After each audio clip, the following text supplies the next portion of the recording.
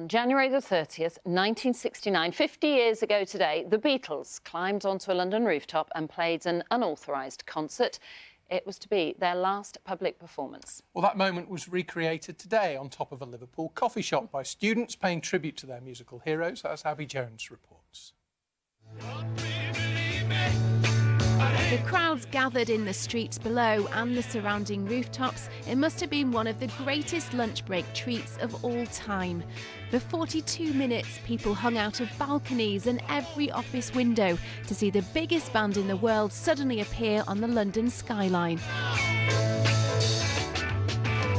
It was the first time the Beatles, riven by tensions and starting to go their separate ways, had played together live in 2 years, and it would be their last performance in public. No wonder it's a gig that's gone down in history.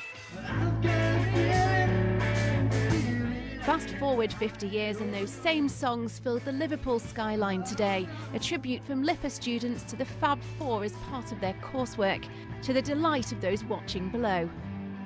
Absolutely fantastic. They've been putting their own twist on it, but they've been really good. They've been amazing, yeah. And the drama students are all dancing down on the ground there, so it kind of adds to the flavour. For the students, performing on a rooftop was definitely a first. It's so fun with all the band. We've been practicing for weeks and weeks to finally be able to perform it. It's just great. Loved it. It's really surreal to think about where they've gone and then where we've come, to kind of step in their shoes and try and do what we can.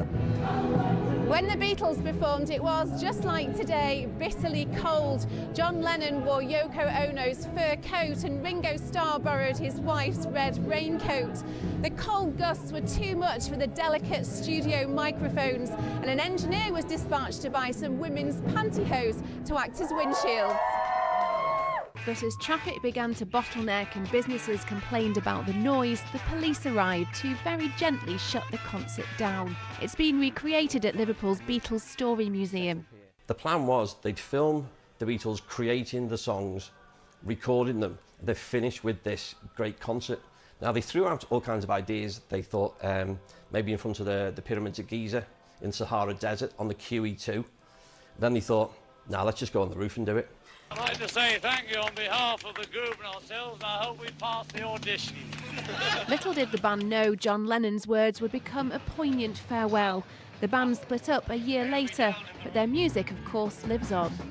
Abby Jones, BBC North West Tonight, Liverpool. Well, they were brave to go up there today, weren't they? Well, I think some of our sound engineers have been getting ideas about how they can cover their microphones. They're not having mine.